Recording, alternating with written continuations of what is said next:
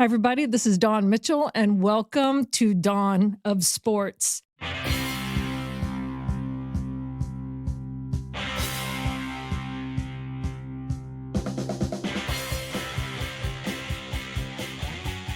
Today, my guest I kept in the dark on purpose, Henry Lake. You've heard him on CCO Radio, The Lake Show. You've seen him on many other, you see him on Fox 9, I know that for sure, with some great interviews, but you've seen him across the board on many different formats and platforms. But we're going to dive a little bit deeper to get to know the man, the myth, and the legend coming up. That's right. This is Dawn of Sports. Thanks to Henry for coming in. Thanks to our producer, Alex. We appreciate his work as well. This is TalkNorth.com. Best way to listen to this show or any show at TalkNorth.com. Please subscribe to your favorite podcast app. You should know the lineup by now. Krasinski, Russo, Mike Grimm on the Gophers, Lavelle Neal, and Roy Smalley on the Twins, Jeff Diamond on the Vikings, Viking Update Show, Bar Down Beauties. I'll stop. We got about 20 other shows, but that you get the idea. Best way, again, to listen is subscribe. Definitely subscribe to Dawn of Sports. And thank you to Aquarius Home Services. We're coming to you from the Aquarius Home Services studios. Reminder, we have a new sponsor across the network, Giggly THC Beverages. Promo code is Giggly North. That will get you 50% off your first order. Check it out. I'm loving that stuff. Back to Dawn. All right. Well, thanks, Jim. Well, my guest today, Henry Lake, if you've been around the Twin Cities scene at all for sports, you know him well. And Henry, thank you so much for coming in, because I know this is kind of your time of year, especially so. I love following you on social media right now. Whenever teams make it to the postseason, especially so when it comes to Timberwolves, but you're not just limited to one sport. But I also wanted to kind of dive a little deeper into what makes you you. So thank you for joining us today. Well, thank you for having me, and you left me in the dark because I work at night. So that's what I assume. Bada bing. Like, so my dad, we named you Dawn because you were born in the morning. Actually, he said we called you Damn, but we flipped the M. That's the actual joke my dad said. The only girl in the family. You know, Henry, you and I met a long time ago. You were in the Twin Cities. Then you left, went to St. Louis for a little. Kansas City. Kansas City. Yep. Kansas City, just for a little bit though. Missouri, but the better city. The better city. Having lived in St. Louis, I agree with you. My relatives in St. Louis would disagree, but they won't never hear this. Gosh, if I become Minnesotan, it's all the other like Midwest, right? I just kind of all bleeds together. He went elsewhere, yep. And then got sucked back into Minnesota.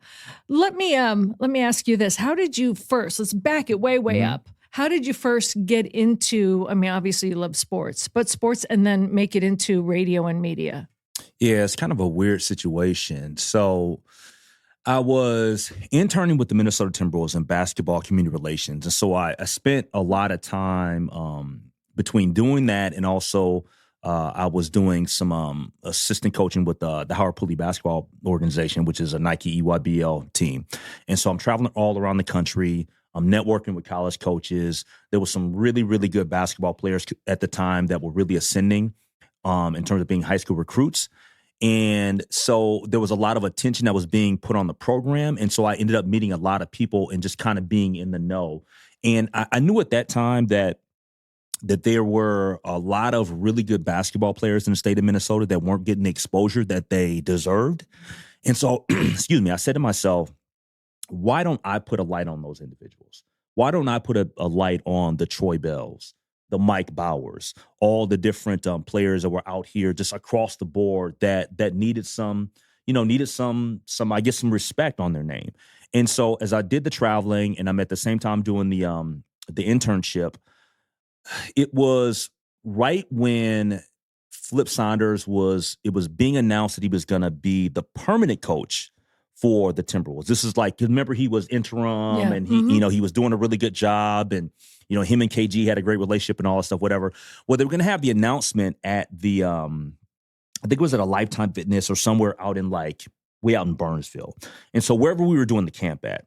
And so I was inside the facility, and I think it was like Dean Garrett or somebody was there, and they needed somebody to go get something out of his vehicle. And so I went out to the parking lot. And as I'm going out to the parking lot, I come across a guy that I didn't know at all. And we all know him now as Darren Doogie Wolfson. Mm-hmm. And he saw me, and he was like, hey, I see you around so much. You know all the basketball coaches. You know all the players. You ever thought about getting into radio? And I was like, No, I've never really thought about that or whatever. And he says, I think you'd probably be good at it because you got a lot of information, a lot of perspective, you know a lot of people.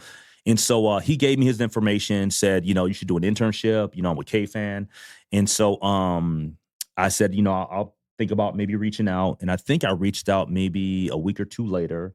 And I ended up going to KFAN. And at that time, they were located out in Bloomington. And I went to the offices and I actually I sat down with Mick Anselmo, who was over everything at that time, and one of the program director at the time.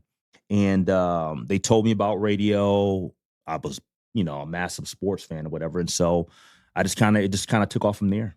Wow. So I knew that you're affiliated with KFAN, but I didn't know that it was Darren that first said, hey, he discovered you, right? He discovered me, yeah. That's awesome. So, when you go in and you know sports, then you got to learn kind of like not only radio and the format and just kind of the unwritten rules. Yep. Maybe what was the biggest surprise, like when you first got into the media portion of it?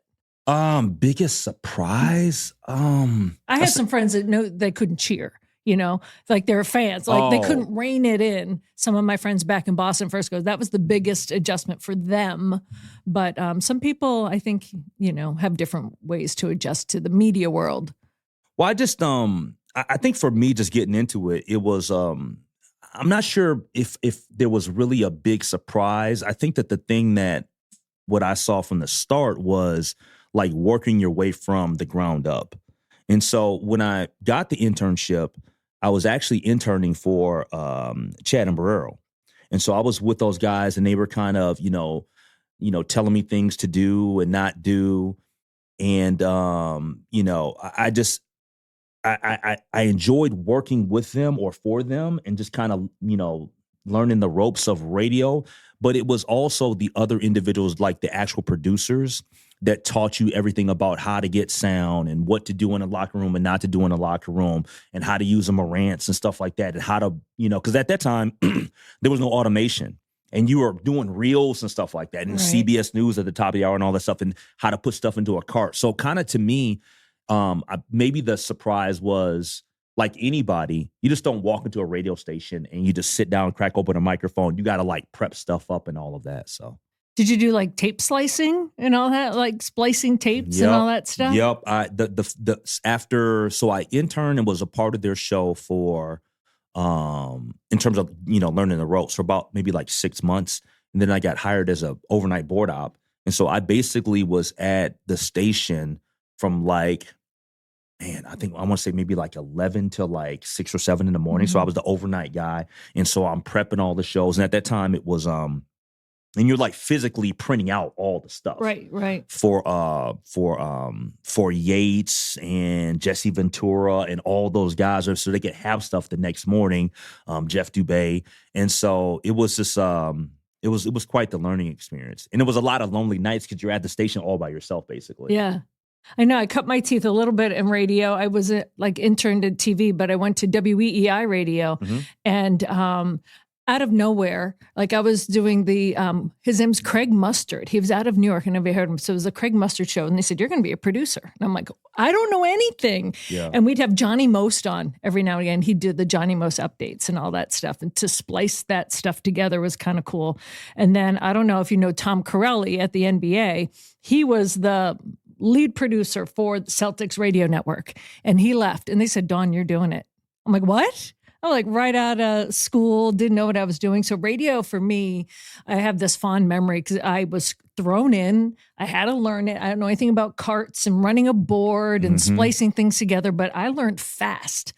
So, as long as you have that love for sports and know how to kind of learn quick on your feet, right? It kind of helps you that way. And I think that one of the things that I'm so happy that I kind of got into the business when I did, because at that specific moment, like in the late 90s, there was still the element of being a grinder, like getting into the business and really learning and networking and stuff like that. Because when I got there, it was kind of being at the right place at the right time. The person that was doing updates, I want to say maybe a year after I got there, was Paul Allen. Like he legitimately, that's what he did. He didn't have a show at the time because Yates and Jesse Ventura was, they were there and they were part of doing the mornings and stuff like that. Common was there. But it was just kind of being at the right place at the right time. Jesse wins governor. They started PA in Dubay.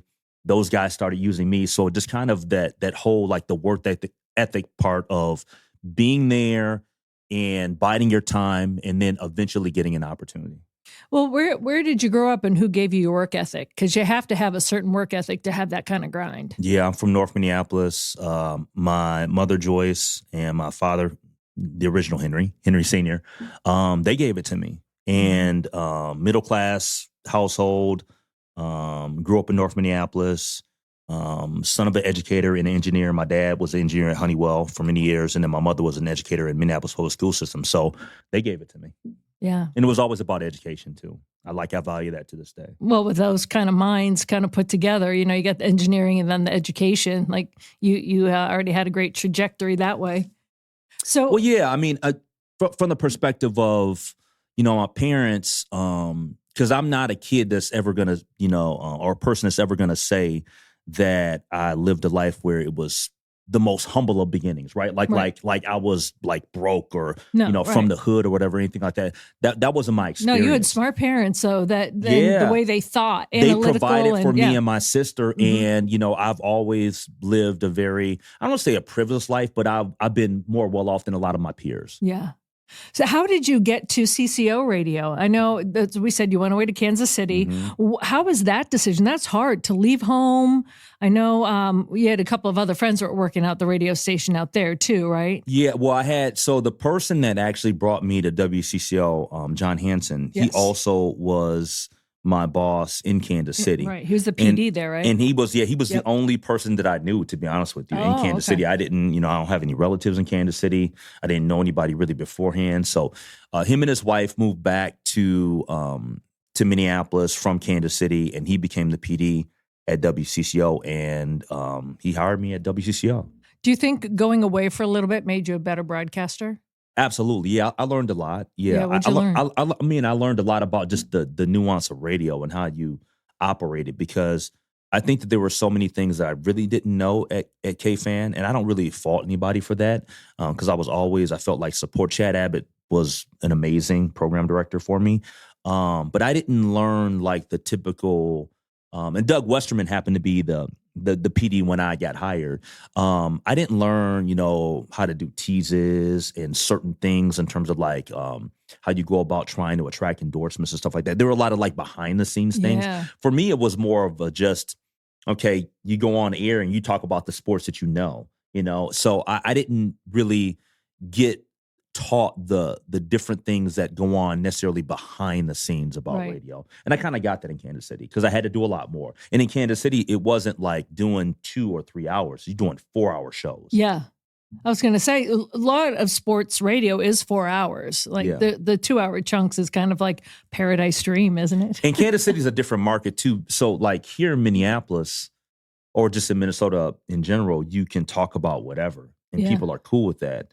In Kansas City, they want their sports, like it's sports, and more sports. They're talk chiefs any time of the year, big into the Royals. But at the same time, it's kind of like limited too, right? Because they don't have an NBA team. They don't have an NHL team, but it's a lot of college stuff that's going on. Well, that was the freakiest thing, though, when I first moved to Minnesota. I'm not going to lie. When I'm listening to KFAN, I'm like, am I on the right channel? Like, I didn't get that, Common and everyone else, they would talk about other topics. And so I'd be searching the dial. I'm like, where's that K? They're like, you're on KFAN. I'm like, that's not typical Boston sports and Chicago radio. does not do that. Yeah. Now I've grown, I love it, because they show the realm of what they know. But it's personality driven.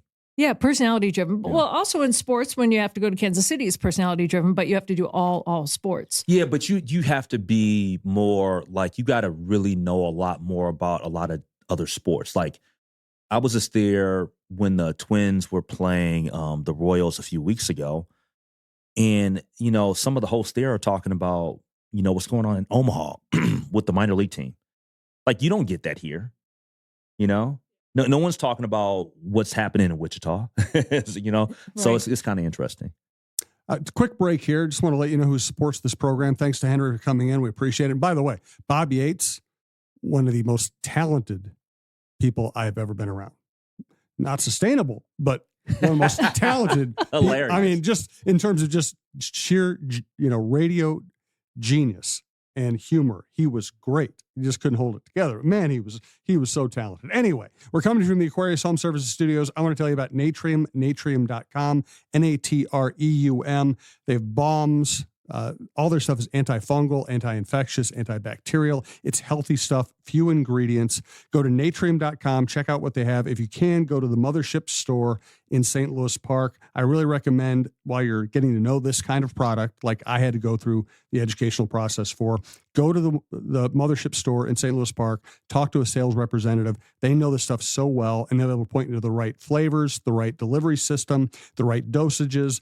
They'll be able to help you out. And I use it all the time. I use the balms. I use the sleep aids. Sometimes I'll take a gummy or a candy, on a weekend just to have a little fun. You're going to find something you like. So go to natrium.com. And once you figure out what you like, you can just go to natrium.com and order it, and it'll be delivered. They have stuff that's good for your guts. They have quick fix, stress relief. You'll find something you like. I guarantee it. Natrium.com. Also want to thank a great Minnesota company, Minnesota Masonic Charities. When people think of the Freemasons, they often think of secret handshakes and unusual hats, and of course, the pancake breakfast. Minnesota Masonic Charities would prefer that you think about the work that they do right here in our community. Places like the Masonic Cancer Center at the University of Minnesota, or the Masonic Children's Hospital and the Masonic Home in Bloomington. They are just a few examples of the important work that the Freemasons support here in Minnesota. As part of the largest fraternal organization in the world, Masons have consistently answered the call when it comes to charitable needs.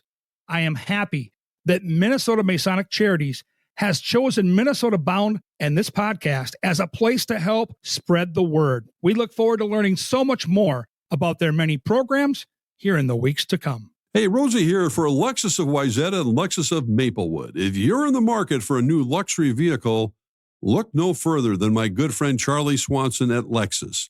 Whether you're on the west or the east side of the Twin Cities, they have got you covered with two great locations, Lexus of Wayzata and Lexus of Maplewood. Check out the all-new Lexus TX, a spacious SUV with 3 rows of seating and plenty of room for all your gear. Head over to lexusofwayzata.com or lexusofmaplewood.com for details and to find your next ride today. Jim, do you ever take a gummy right before the show? I take 8. That's why you're so It's chill. it's always an even number. Well, if you just joined us, if you're listening, or if you took a break yourself, we are here with Henry Lake. You hear him on The Lake Show, CCO Radio. I want to get back to that a little bit. A brief scare for you, maybe for a couple hours. And then your show, it was dropped and it was brought back, which is like like angel miracle. What was that 8 hours for you? It must have been crazy. Was it 8? It was just kind of weird. Yeah. Like, and I don't know every single thing behind the particulars, but it just sounds like I never really should have been in the line of fire. Interesting. And then oops. I kind of felt like Elon was after me with Doge, and then all of a sudden We he made got a the mistake. word. He might have been. He got the word. He "Nah, absolutely you might have can't- been. You got to bring this guy back. So that's what it felt like too. Yeah. Just because I think that there were some certain things that were going on. Well, first off, that Thursday when the word was trickling out that the show was going away, there was a national Odyssey layoff day. Yes. So there were a lot of people in a lot of different markets. And I always feel for people because nobody wants to see somebody else lose their job. Exactly. I don't care how you view that individual. You don't want to see that. And so when that happened, I kind of was like understanding. I'm like, okay, I'm part of something that's big. And then I get the word a little bit later, no, you're not let go. Your show is going to live on. You're going to continue to do what you're going to do if you want to. And of course, I wasn't looking to just, to walk away from WCCL. So I was happy about that. I felt lucky and blessed. Yeah, I was going to say, you must be like, what am I going to do? Oh, okay. Because it's happened before. Like a couple years prior, or like a year and a half prior, it was Maxie, it was Mike, you know. And so, like, you know, there are people that were like, oh well, now you're moving into a better slot, now you're in 6 o'clock, and I'm like, well, yeah, but I'm not in this business to try to get ahead at the expense of somebody else. You know, Right. you just don't, you know. And they're your friends. We see Yes. fellow sports people out at things more so than we do sometimes people in our own stations, you Yep. know? People don't sometimes realize that. People just don't. Yeah, I'm just too respectful of my coworkers, my peers, my friends, and I just kind of value, like, I want to do what I want to do on a day to day and enjoy everybody else's company too.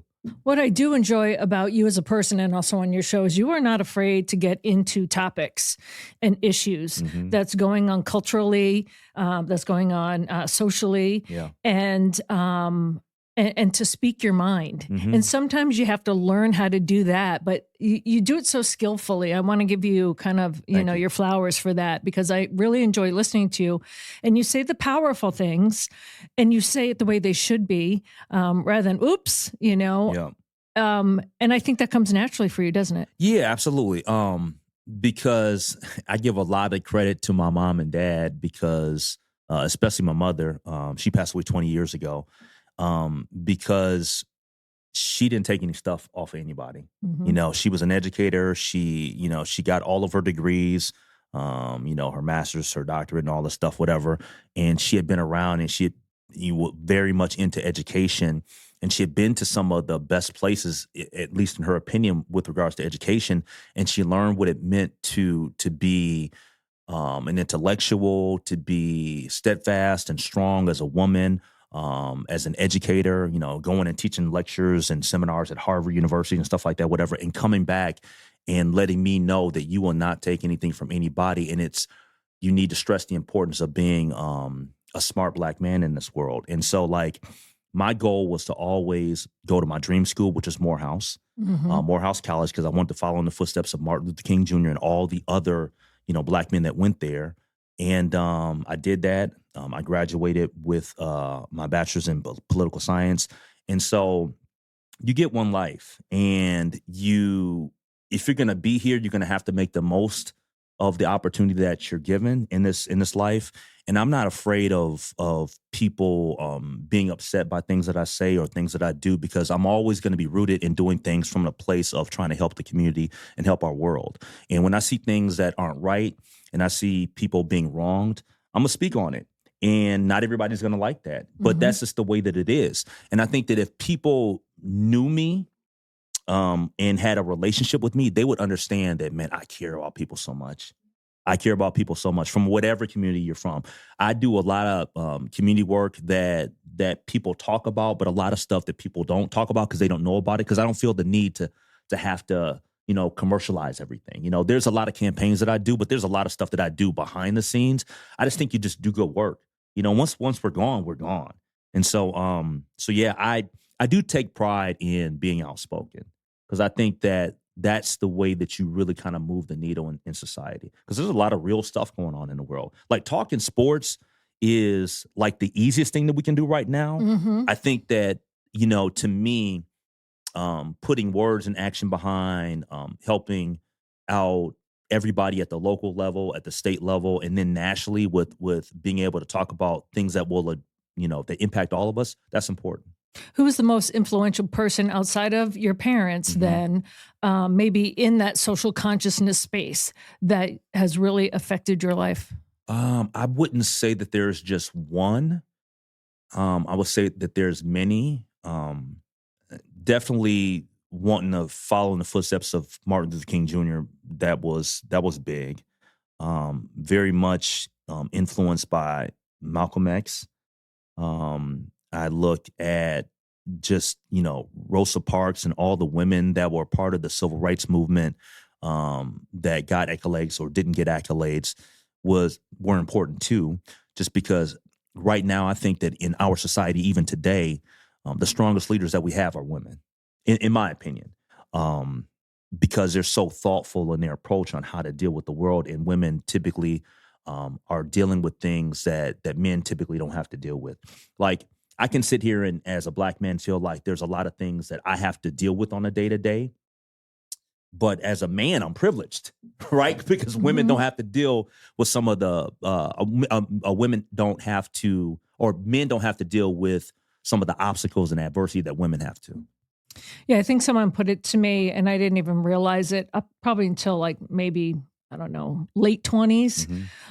Then you hear the term microaggressions. You know, now there's a term for it, and you're just like, oh, I thought that was just like paying my dues or something like, you know, the secret rules that you have to follow. You know, there's the rules of doing things, then there's the unwritten rules of doing things. So, and there's somebody that I should point out that I've had just a ton of respect for throughout the years, and he's also a Morehouse man, and he spoke to us in our freshman orientation, and that's Spike Lee. Yeah, and I have had the chance to meet him once. I interviewed him at Target Center when his the documentary about Hurricane Katrina came out, when the levees broke. And so I bring him up just because in that the movie realm and theater and cinema and stuff like that, what he has done over the course of his life is impactful to Black culture. And being able to showcase how amazing Denzel Washington is and some of the other people that have come along the way is just, to me, I look at him and I'm so grateful for all the stuff that he's done. Have you had the privilege to walk over the bridge in Selma? And I have not. Have you done that? I've never been to Selma. That's on my list of things to do. My brother, back in Massachusetts, is a history teacher, and he was one of the National Teachers of the Year, but he brought his whole class down there. And they walked over Selma, and he said one of his greatest gifts he ever received was from one of his students who sketched it. So he has the whole thing. And I said, gosh, that's something on my list that I would just like to, it doesn't have, like you said, no one needs to know about it. Yep. You know, I'm not going to bring a whole class or team or something down there, but that's something that's always kind of stuck out for me for something I think I need to do in my life as a white woman. To walk over that bridge. Yeah, I've never done that. I think that the one thing that I did in college, or one of the many things that I did, but the one that really stands out to me is that I went to the Million Man March. Good you know, for you. and when was that? What year? Million Man March, I believe, was in 95, I believe. Okay. And that was a while ago. I know. I really thought it was more recent. I can't Didn't believe they it was do that a long different ago. one? I think they done more than there was one, a but recent, the original there one was a recent march, but I'm pretty sure that the one that we did when we were in college was in 95. Wow. And right around that time, and it was insane. It was you know, we all rode as a group in a vehicle. My buddy had a Jeep, and we drove down to Washington D.C.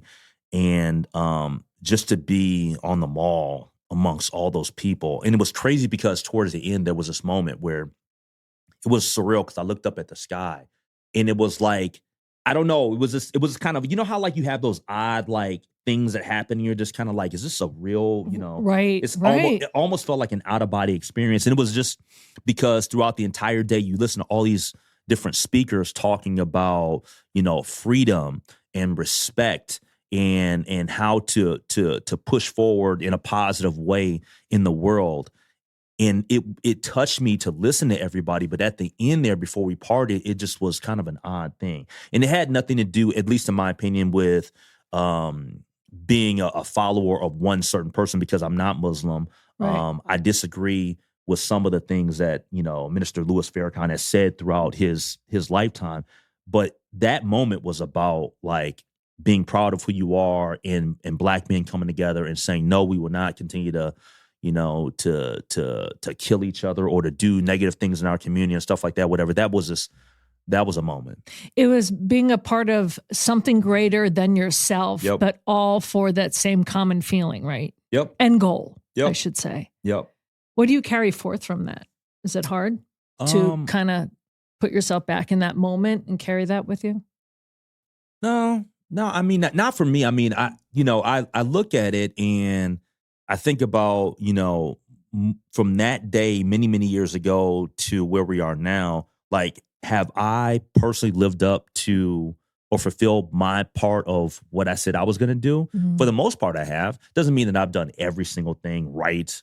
But I know that I've done a lot of things right. But we're all going to make mistakes along the way. So One thing I really do enjoy is seeing you now take the next step or add to it, because it's not even a step thing, but kind of go into a different realm of television with your one-on-one interviews across culture lines.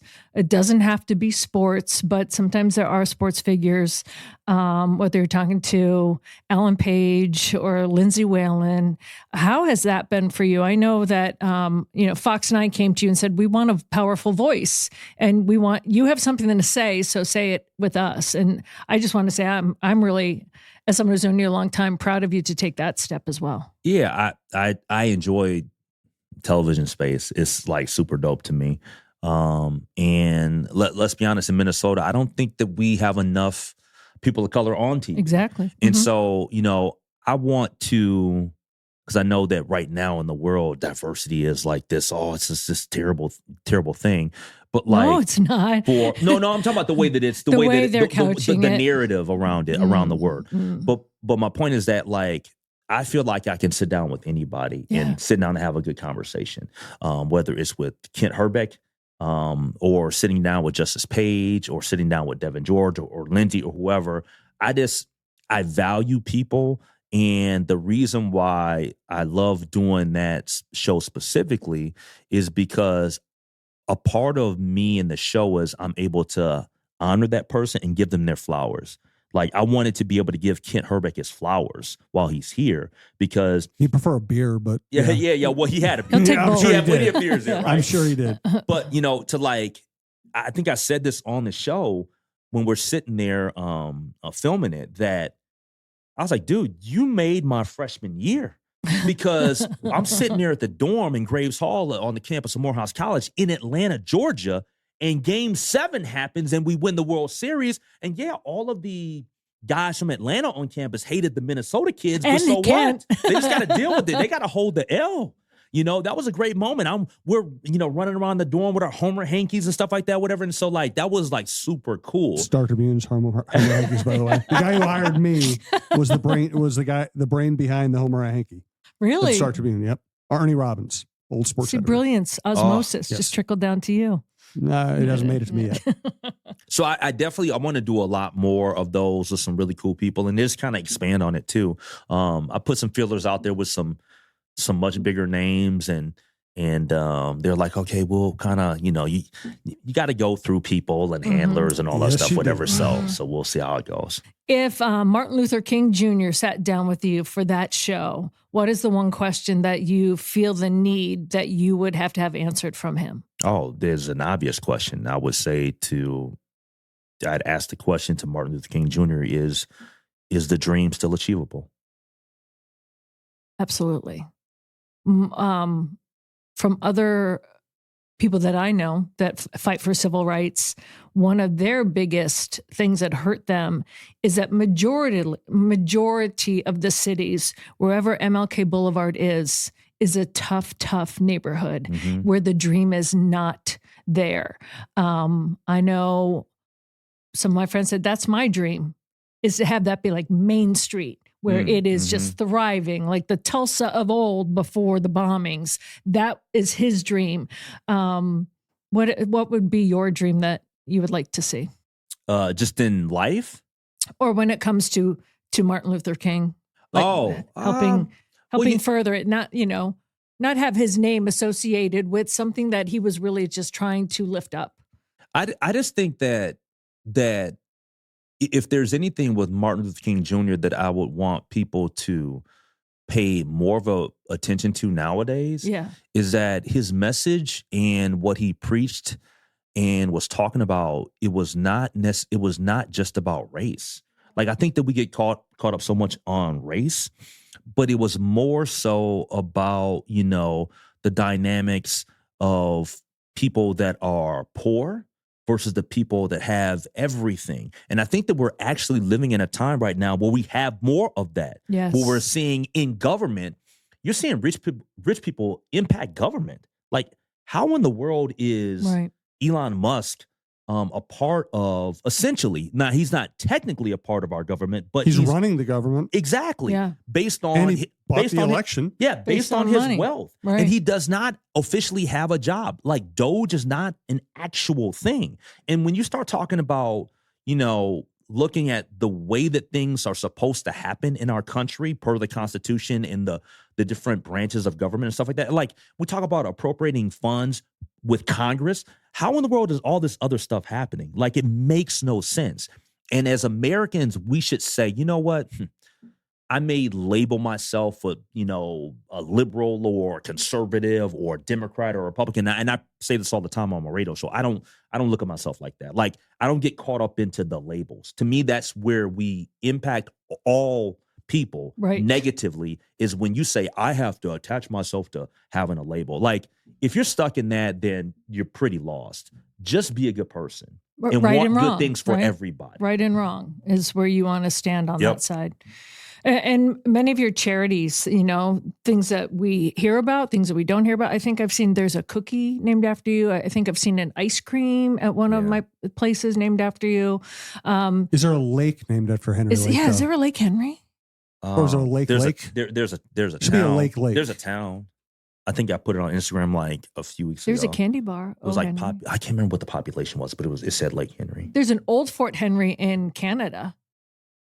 I don't know if they'll let I've only Americans been to in to go see anymore. I've only been to Toronto.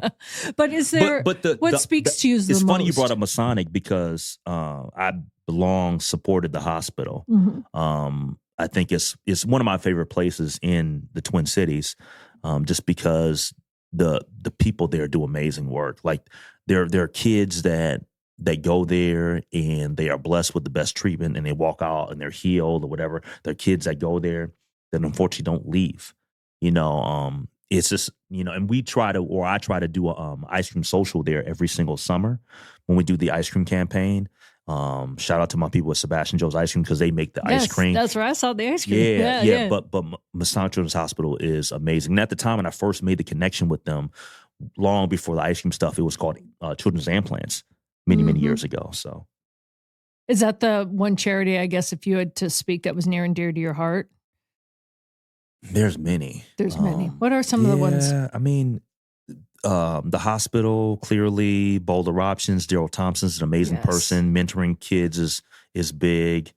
My mother passed away due to complications of diabetes. So for years, I was, for 7 years, I co-emceed their gala with Jeff Passel, formerly of Channel 9. So American Diabetes Association. There's a lot of them, If there were one big thing, you've conquered radio, TV, and before I let you go, we have to talk Timberwolves because we're in the midst of it. But is there a dream? Is there, we always ask the athletes, like, what's your number one goal? They'll either have like a NBA championship or a World Series or a Super Bowl. What is Henry Lake's number one goal in life that you would, doesn't even have to be radio or media related? What was there something that you've always wanted to achieve that's still on your list? That's a great question. I definitely want to do a documentary one day. Nice. I definitely want to do a movie one day.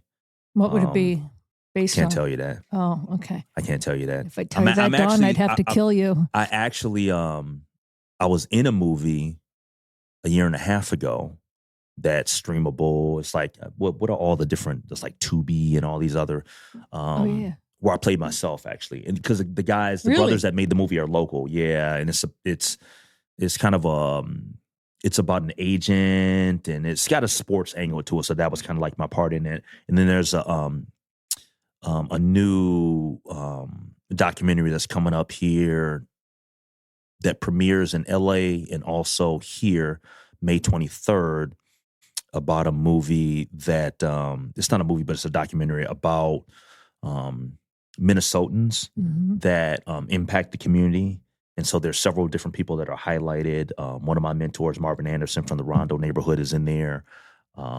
Erica Binger from V3, she's in there. Justice Allen Page is and he's been highlighted. Now I'm in that too. So look forward to that. Congrats on that. That's amazing. That'll be fun. But I would definitely want to do a documentary. And one of the subjects that I want to do something regarding is a sports figure here. Well, you could be Minnesota Spike Lee, That's what I'm saying. right?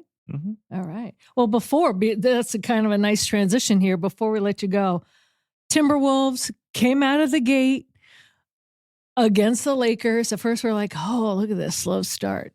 And then when you start seeing, I was saying this to our producer, Alex, you start seeing Nas smile like that early on. Mm-hmm. And then Jaden McDaniels going off and how Ant stepped up from your heart.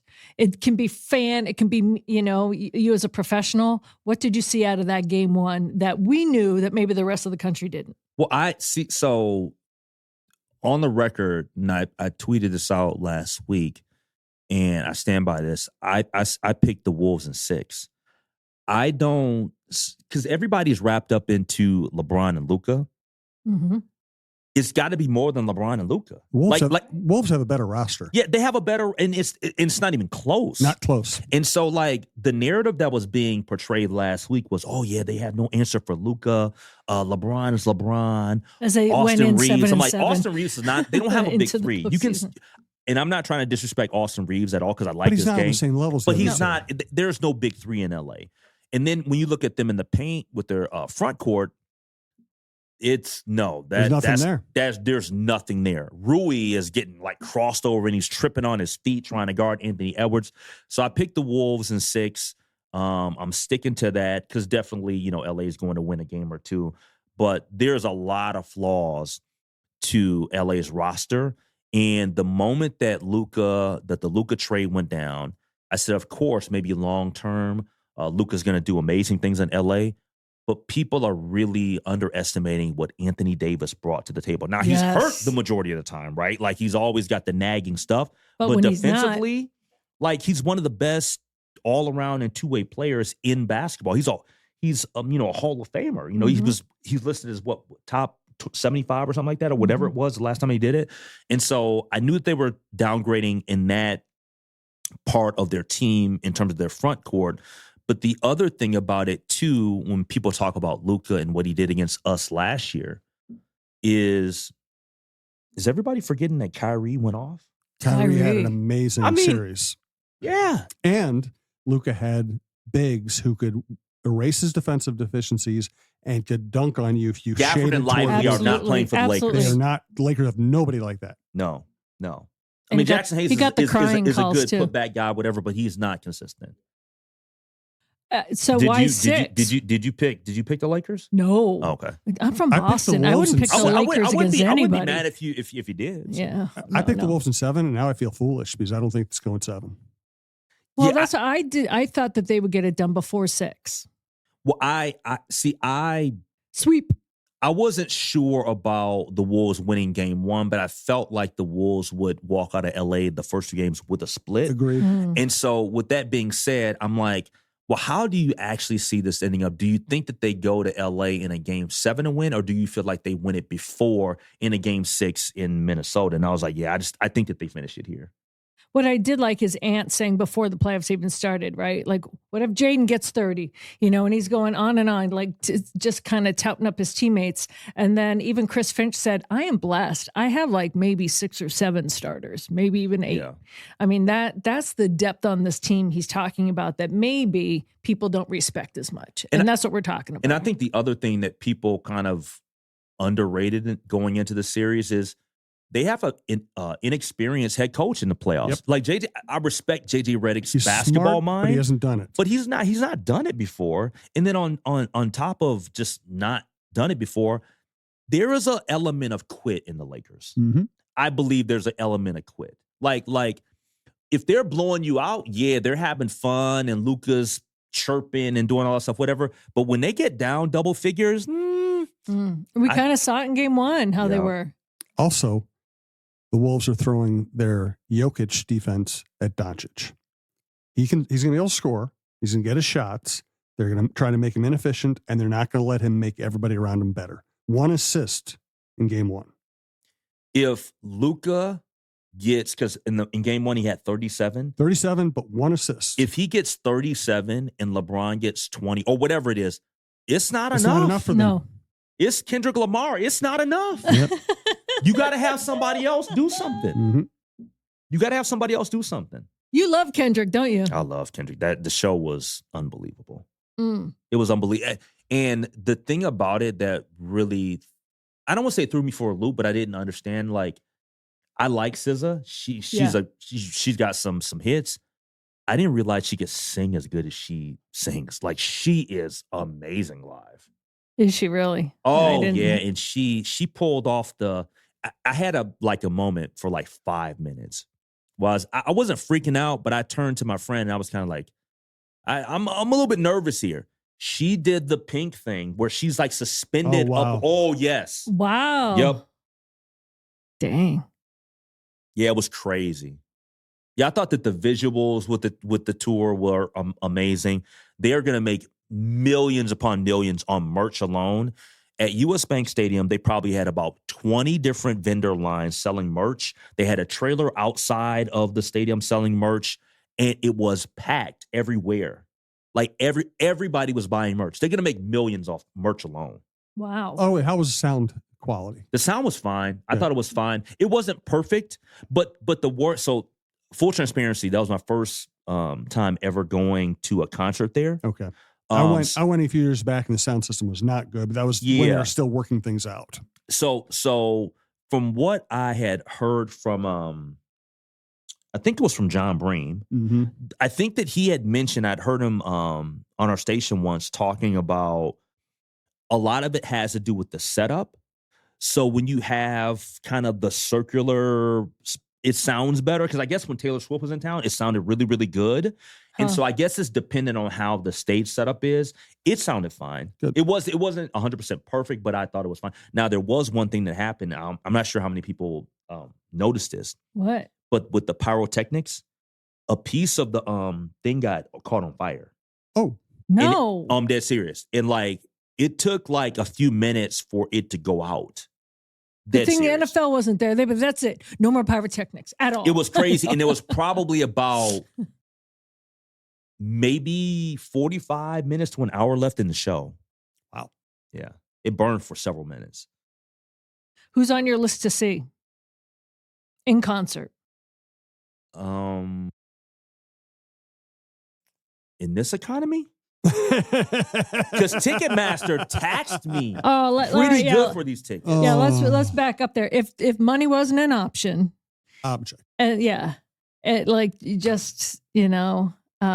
that wasn't a concern, who's your dream person you go see? I don't know that I have a dream person. I've seen Beyonce. I've seen Kendrick. Many years ago, rest in peace, I saw Prince. I saw Michael Jackson. I've seen my favorite rap group of all time is A Tribe Called Quest. I saw them in college, and unfortunately, Phife passed away. I want to say like a decade ago. Someone I would love to see that maybe a lot of people listen to the podcast maybe don't know about is Maxwell, R&B kind of soulful person. I love Maxwell. Wow. How about you, Jim? Honestly, I'm old. and no, I love music. Right. I love live music. I've been to a million concerts. But is there any iconic person that's still around? I just don't go to concerts much anymore. I've seen Springsteen a million times, but I don't even know if we just have reached a point where if we want music, we put it on the TV or we listen to it through the stereo. That's not the same as in person. Like some people, it's not the same, but I don't enjoy the concert experience as much as I used to when I was younger. I just don't. Need more gummies. More gummies would help. Yeah.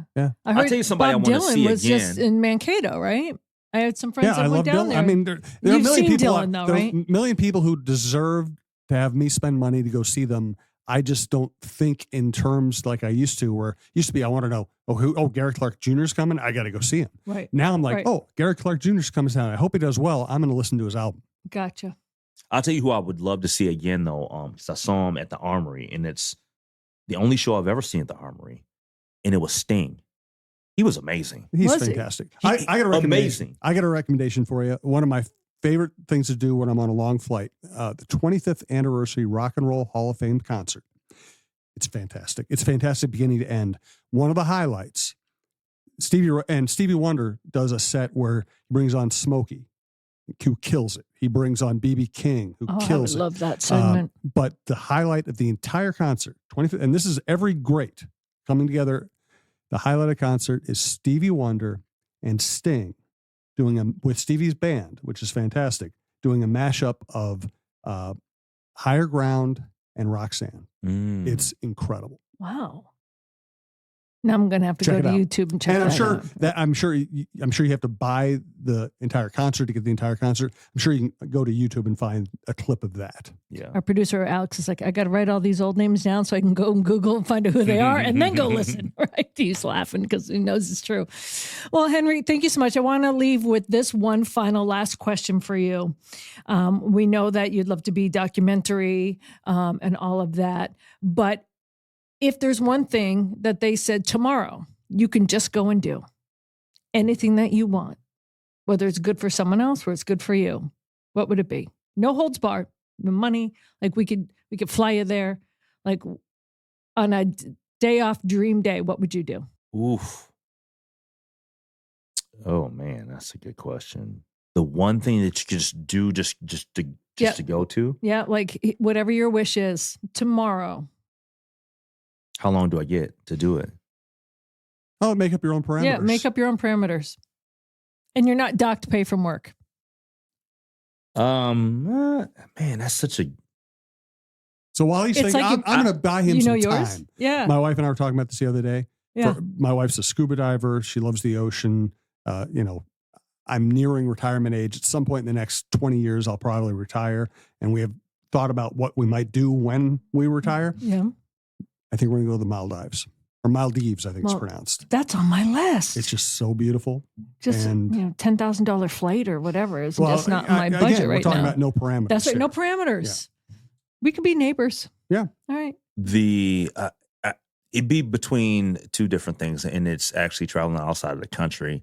I've never been to Africa, so I'd love to go to Africa.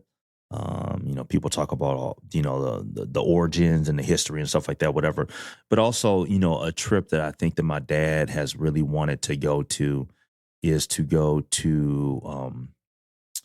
My grandmother had a brother that fought in the war, and he eventually he died, and he got buried in the UK. And my dad has stated that he would want to go to his burial site, just kind of as a family. So, and I've never been to the UK. So I do recommend the UK. I've been to a bunch of Vikings games in London. I covered an Olympics in London, been to Manchester. My sister lived in England for a while. London is something else, man. It is something else. I still have to go. It's an amazing place. And what I love about it is, it's an expensive place, but you can get on the tube and go anywhere. And you get on a train and go to Manchester or Scotland. It's not only a cool place, it's a great hub. And you're not far from Paris. You can go anywhere from there. It all spokes out. Just get on a train. Because my sister used to live in Germany and she lived in England for a while. She used to call me and say, "Oh yeah, I just my husband and I decided to go to the UK for a couple of days. The flight was like $50. Like between the what? If you travel within Europe, the flights and the train tickets are incredibly cheap. Wow. It's just getting there. Well, Henry, thank you. I bring that up because I just want you to continue to follow your dreams. I can't wait for your documentary coming up in the next couple of years. And I've been challenging myself and everyone else to don't put off to tomorrow. Or if you can do it tomorrow, do it tomorrow. So that's kind of my challenge to you. And so thank you. Thank you for everything that you give and everything that you've done. Yeah, no, I appreciate you having me. Thanks for the invite. I respect you guys both. I've known you a long time, so thanks for having me. Thank you, Henry. We'll Thanks have you back on after luck, the Timberwolves move on. Maybe to the Western Conference Finals and championships, right? Maybe. They're laughing at me. I'm starting to look at all the things. My band has 2 gigs in June, and I'm like, I might be busy. I might be busy. I might be in Boston. All right. Thank you, Henry. Henry Lake, everybody.